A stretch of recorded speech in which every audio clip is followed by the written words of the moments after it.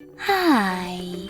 In front of me is ALCATEL 1SE Lite, and today I would like to show you how you can connect it to a printer.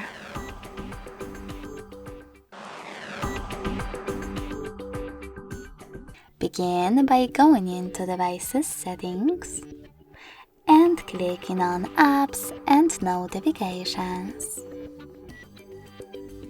After that, select Default Apps and click on one of those sections that you wish to manage. In my case, Browser app. Following that, just click on your new downloaded one. I will go with Firefox.